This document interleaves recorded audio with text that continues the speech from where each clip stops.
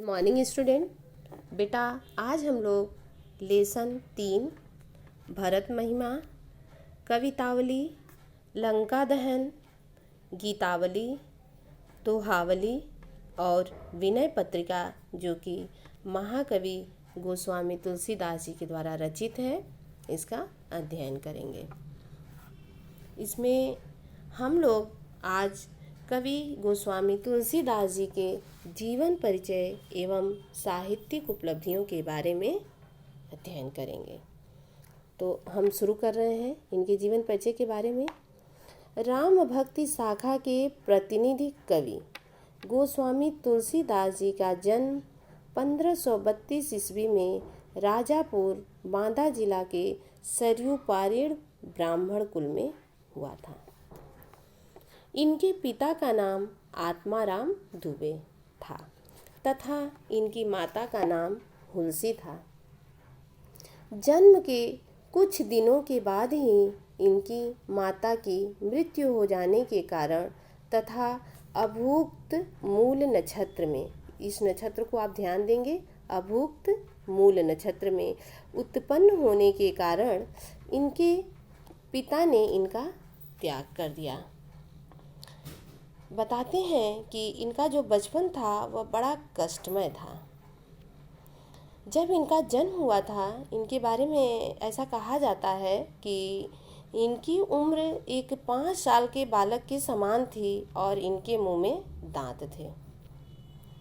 जब इनके पिता ने इनका त्याग कर दिया तो इसी दशा में इनकी भेंट रामानंदीय संप्रदाय के साधु नरहरि दास जी से हुई, जिन्होंने इनको अपने साथ लेकर विभिन्न तीर्थों का भ्रमण किया। नरहरि दास जी तुलसीदास जी के गुरु थे। तुलसीदास जी का पालन पोषण एक मुनिया नामक दासी ने किया। इनका बचपन कष्टों से घिरा हुआ था। तुलसीदास जी के बचपन का नाम राम बोला था। तुलसीदास जी के पत्नी का नाम रत्नावली था, जो कि दीनानाथ पाठक की पुत्री थी। तुलसीदास जी की पत्नी जो थी वह एक विदुषी महिला थी, लेकिन इनका वैवाहिक जीवन सुखमय नहीं था और अधिक समय तक नहीं चल सका। कहा जाता है कि एक बार इनकी पत्नी मायके गई थी तो यह भी उनके पीछे पीछे छत के रास्ते से, पिछले दरवाजे से छत के रास्ते से सांप को रस्सी समझकर सांप के सहारे ही अपनी पत्नी रत्नावली के पास पहुंच गए। तो रत्नावली ने उन्हें झिड़की दी। उसे बहुत गुस्सा आया और कहा कि तुम मेरे प्रेम में इतने पागल हो गए हो कि सांप को ही रस्सी समझकर मुझसे मिलने आ गए। इतना ही प्रेम अगर तुम प्रभु श्री राम से करो तो तुम्हारा उद्धार हो जाए। पत्नी रत्नावली के ये शब्द तुलसीदास जी को चुभ गए और उसी दिन से इन्होंने अपने गृह का त्याग कर दिया और भगवान राम की भक्ति में लग गए। घूमते घूमते तुलसीदास जी अयोध्या पहुंच गए। वहीं पर संवत 1631, किस संवत में? 1631 में इन्होंने रामचरितमानस की रचना आरंभ की। बेटा, रामचरितमानस एक महाकाव्य है।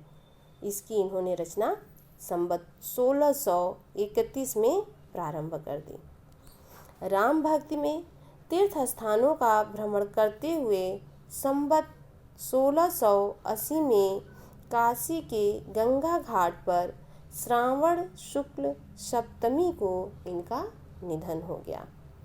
1680 संवत था। तुलसीदास जी के मृत्यु के संबंध में एक दोहा प्रचलित है जो इस प्रकार है। संवत 1680 असी गंग के तीर, श्रावण शुक्ला सप्तमी तुलसी तज्यो शरीर। तुलसीदास जी की जो रचनाएं हैं वह हम पढ़ेंगे।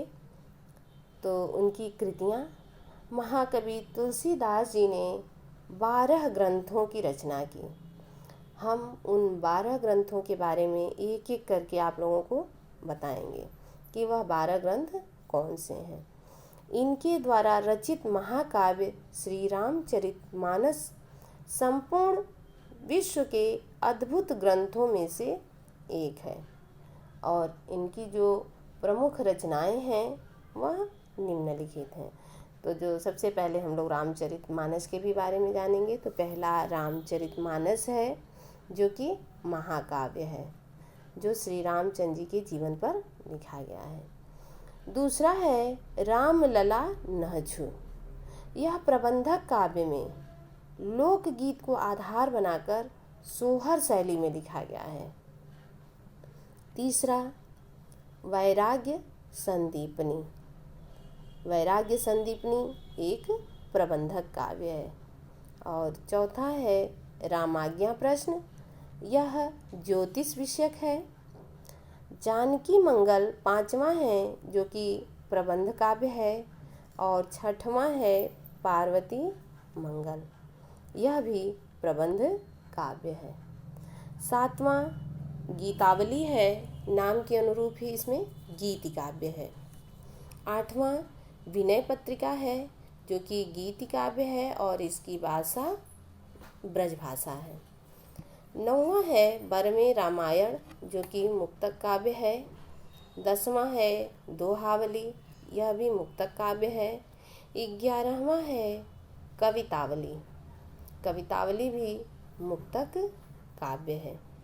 और 12वां है कृष्ण गीतावली, यह गीति काव्य में है। तो हमने तुलसीदास जी के इन 12 काव्य के बारे में जाना। अब है इनका हिंदी साहित्य में क्या स्थान है। तो गोस्वामी तुलसीदास जी हिंदी के सर्वश्रेष्ठ कवि हैं।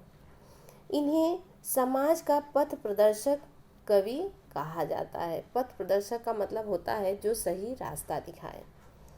तुलसीदास जी को मानव जीवन का पारखी कहा जा सकता है। बेटा, तुलसीदास जी के जीवन परिचय से लेकर साहित्यिक परिचय, उनकी प्रमुख रचनाओं के बारे में हमने आज पढ़ा है। एक चीज़ आप लोग देखे होंगे कि तुलसीदास जी बचपन में भी बहुत कष्ट पाए थे। माता की मृत्यु हो गई, पिता ने इनका त्याग कर दिया। उसके बाद वैवाहिक जीवन भी इनका सुखमय नहीं रहा। वह हर समय कष्टों से घिरे हुए थे और पत्नी के एक शब्द ने उनके जीवन की संपूर्ण रेखा ही बदल दी। और इन्होंने उनके द्वारा कहे हुए शब्द की वजह से अपने गृह का त्याग किया और विश्व प्रसिद्ध महाकाव्य श्री रामचरितमानस की रचना इन्होंने किया। इसके बाद इसी के साथ जो 12 काव्य थे इसके बारे में आप लोगों ने जाना। यह तो इनका जीवन परिचय था। अब हम लोग इसी के क्रम में कल जो इनका पहला काव्य है भरत महिमा, इसको हम लोग पढ़ेंगे। मैं पुनः आप लोगों को दिखा रही हूँ। आप लोग जहाँ जहाँ मैंने अंडरलाइन किया है उसको आप लोग ध्यान से देखेंगे और इस जीवन परिचय को आप अपनी कॉपी पे भी नोट करेंगे और आप याद भी करेंगे। तो आप लोग ध्यान दें।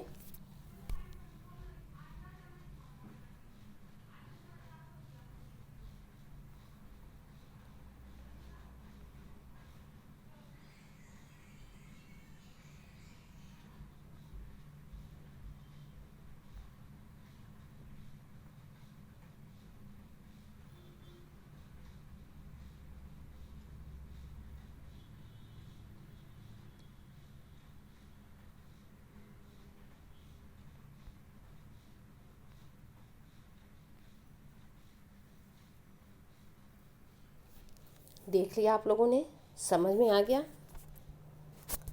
जीवन परिचय में महत्वपूर्ण बिंदु होता है किसी भी कवि या लेखक का जन्म स्थान, माता पिता, उनकी शिक्षा दीक्षा, उनकी पत्नी, पुत्र एवं पुत्रियां, तथा उनका मृत्यु और सबसे महत्वपूर्ण होता है उनकी रचनाएं। ये सभी चीज़ों को हम लोगों ने आज पढ़ा। Thank you.